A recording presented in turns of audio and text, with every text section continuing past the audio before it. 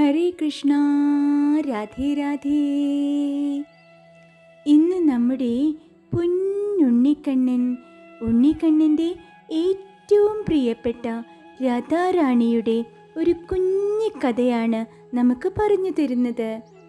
രാധാറാണിയും സഖിമാരും ബർസാനയിൽ കളിച്ചുകൊണ്ടിരിക്കുമ്പോൾ പെട്ടെന്ന് രാധാറാണി കളിയെല്ലാം മതിയാക്കി ഓടി അമ്മയുടെ അടുത്തെത്തി. കീർത്തിദേവി ആകട്ടെ നല്ല തിരക്കിലായിരുന്നു. രാധാറാണിയുടെ വരവ് കണ്ടപ്പോൾ തന്നെ അമ്മയ്ക്ക് മനസ്സിലായി എന്തോ ഒരു പന്തികേടുണ്ടെന്ന്. രാധാറാണി അമ്മയോട് പറയുകയാണ്, അമ്മ, ഇന്നൊരു വലിയ സംഭവമുണ്ടായി. ഞാനും ലളിതാസഖിയും കളിക്കുമ്പോൾ ഞങ്ങളുടെ അടുത്തേക്ക് ഒരു ബാബ വന്നു. ആ ബാബയുടെ കയ്യിൽ ഒരു വീണയുണ്ടായിരുന്നു. എന്നെ കണ്ട മാത്രയിൽ ആ ബാബ രാധേ രാധേ എന്ന് വിളിച്ചു. എനിക്ക് ആകെ അത്ഭുതമായി. ആ ബാബയ്ക്ക് എങ്ങനെയാ അമ്മ എൻ്റെ പേരറിയുക? പിന്നെ ബാബ എന്ത് ചെയ്തു എന്നറിയൂ? ബാബ എന്നെ പ്രദക്ഷിണം വെക്കാൻ തുടങ്ങി. അതും അമ്മ ഒരു പ്രദക്ഷിണമല്ല, 7 പ്രദക്ഷിണമാണ് ബാബ വെച്ചത്.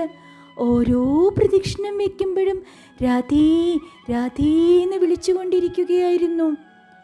എന്നിട്ടും തീർന്നില്ല. ബാബ എൻ്റെ കാലിൻ്റെ അടിയിൽ നിന്ന് കുറച്ച് മണ്ണെടുത്ത് ബാബയുടെ വായിലേക്കിട്ടു. ഉടനെ തന്നെ ലളിതാസഖി ഓടിച്ചെന്ന് ബാബയോട് ചോദിച്ചു, ആരാണ്, എവിടെ നിന്നാണ് വരുന്നത്, എന്താണ് എൻ്റെ രാധാറാണിയെ പ്രദക്ഷിണം വെക്കുന്നത്? ഇത് പറഞ്ഞ മാത്രയിൽ ബാബ ഉറക്കെ ഉറക്കെ ചിരിച്ചുകൊണ്ട് അവിടെ നിന്ന് നടന്നകന്നു.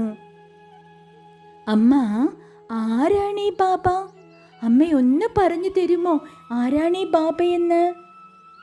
നമ്മുടെ രാധാറാണിയെ പ്രദക്ഷിണം വെച്ച ബാബ മറ്റാരുമായിരുന്നില്ല, സാക്ഷാൽ നാരദമുനിയായിരുന്നു. നാരായണ നാമം പാടി മഗധി എന്ന വീണയുമായി ലോകം ചുറ്റി സഞ്ചരിക്കുന്ന മഹാമുനി.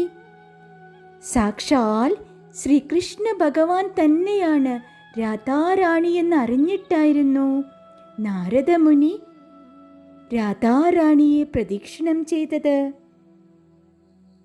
രാധയും കൃഷ്ണനും ആ മഹാതത്വത്തെ ആരാധിക്കൂ, അതാണ് മഹാമുനി നമുക്ക് പറഞ്ഞു തന്നത്. രാധയിലൂടെ മാത്രമേ കൃഷ്ണനെ പ്രാപിക്കാനാകൂ. ജയ് ജയ് രാധാറാണി. ഹരേ കൃഷ്ണ. രാധേ രാധേ.